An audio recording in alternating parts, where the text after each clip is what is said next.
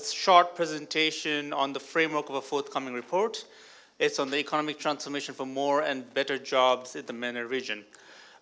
Just a disclaimer, this is a very overall look at the report, so there won't be many details as such. So it's just basically the broad framework. And also we are still in a very preliminary phase, so there's a lot we haven't figured it out yet. So you'll see a presentation that's more based on questions we want to look into, but we don't know the answers yet. And also we want to kind of make people aware of this report so we can have more interesting collaborations going forward. So that's the nature of this presentation. So okay, so starting from base facts, everyone knows this, and going to one of the central key points or the reasons for this report is that we know that the MENA region is an outlier. We know it's an outlier when it comes to youth and female employment. It's about half the world average, less than half actually. And more importantly, even those who are employed, we don't know if they're employed in jobs that allow them to build a human capital, that they can learn at work and so on and so forth.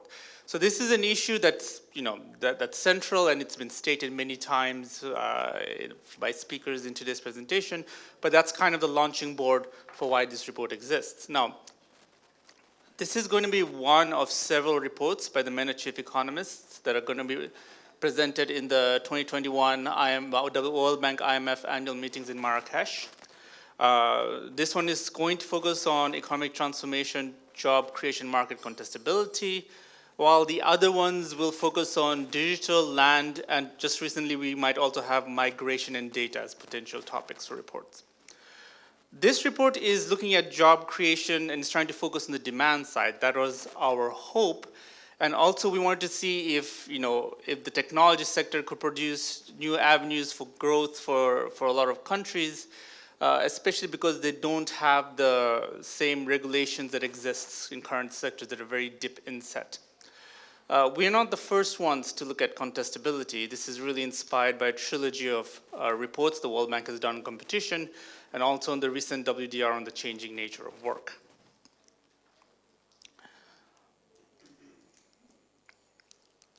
So when we did our concept note, this was kind of our broad framework in a sense. So we identified what we thought was a low equilibrium, which we think most economies in MENA fall under, where you have limited structural transformation and limited job outcomes. And the idea was to see how you could get to a higher equilibrium with more structural transformation and more and better jobs. And within this, we acknowledge that a certain number of things matter, right? We know that technology adoption would matter. We know that market contestability would matter quite a bit, same as labor market dynamism, and also social inclusion, given that you have the whole exclusion of youth and gender.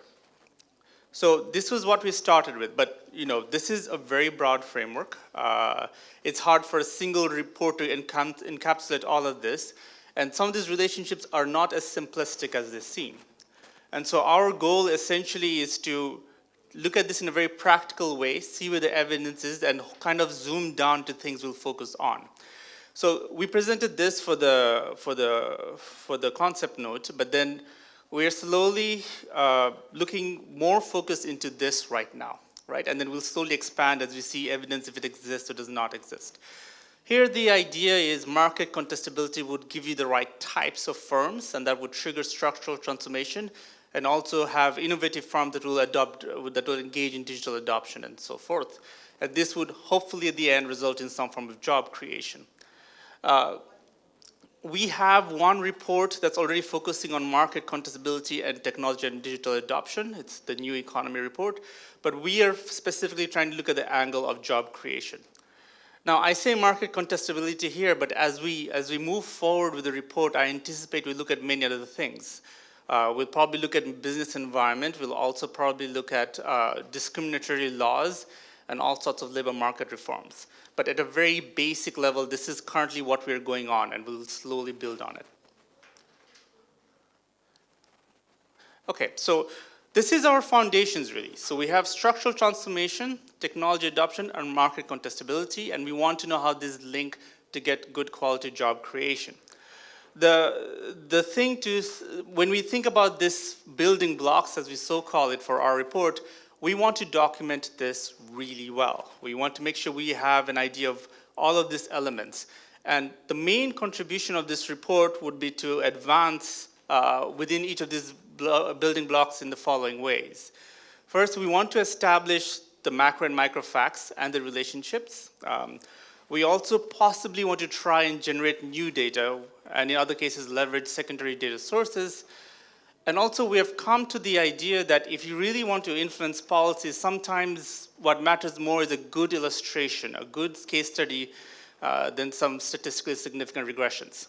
So we are also trying to now engage and see if this report can contribute by showing new and interesting case studies of good reformers and best practices within the region that could encourage other countries to follow. Going backwards. So, having said that, these are the questions we have in our mind right now, and I present them here more as a call for any ideas or any contributions that would help us going forward. But this is what we're working on, and this is what we're documenting at this early phase of the report. So our first questions relate to structural transformation. We want to make sure we document this well. We want to know, is this still limited structural transformation? My guess is yes. We also want to see how subsectors within services evolved, because there's a huge debate about moving towards low value versus high value services with very different implications. And of course, there's also the relationship between structural transformation and job creation. Is it an obvious relationship? Is it really tautology at the end of the day? These are things we want to explore.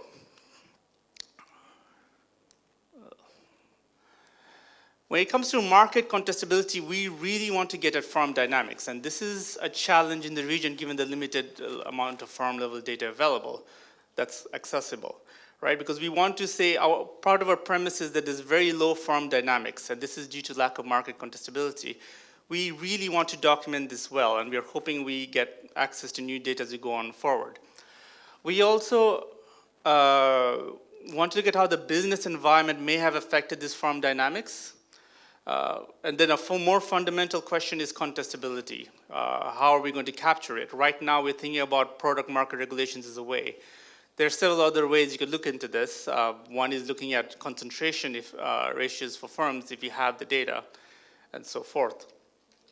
And then finally, one question we want to see if we can get a hold of is whether there's a relationship between market contestability and the nature of informality. The anecdotal story you would get is that lack of market contestability means a lot of people get pushed to the informal sector, but the evidence on this isn't that rigorous just yet. In terms of technology and digital adoption, what we are right now working on is we're documenting the task content of jobs. This could help us identify, the degree of cognitive versus non-cognitive jobs, routine and non-routine, and so forth. That could let us know the winners and losers in the idea of the changing nature of work. So that's the type of research we're already working on. We also want to explore if digital platforms can be an avenue for job creation in the region. This is a relatively new area, and there's been some interesting research emerging in this space. And at the more basic level, we want to know if households and firms, especially firms, are adopting technology or using technology at the frontier. So that is a very quick overview of the report. What are we doing now for the steps ahead? We are right now in probably phase 1 where we're establishing the facts. We hope to move to phase 2 soon, where we engage with academics and think tanks within the region to see if we can come up with some very good case studies for reform examples. We are also engaging possibly in new data collection.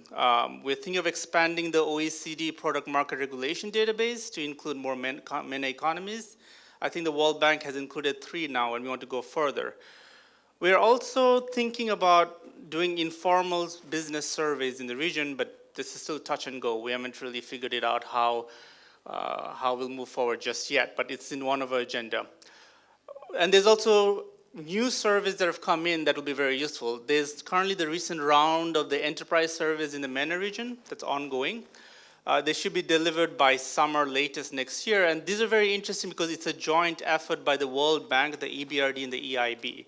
And so the huge set of questions that have not been explored before that are actually include in this specific survey. So they're not standard survey questions that are asked. So we are hoping to look at firm capabilities through the surveys for the private sector, however small. And of course, the ELM PS just recently came out, and that could be useful for us too. Finally, we think that there are secondary data sources in the region that could be useful. We are now in the process of trying to document this. We're trying to see how we could use them to construct a narrative. Examples like the Arab barometer that has a huge coverage, but of course has issues with being a perceptions questionnaire. But yeah, so that is essentially where we are or where we're headed. But yes, that is it from me. I think I kept my time.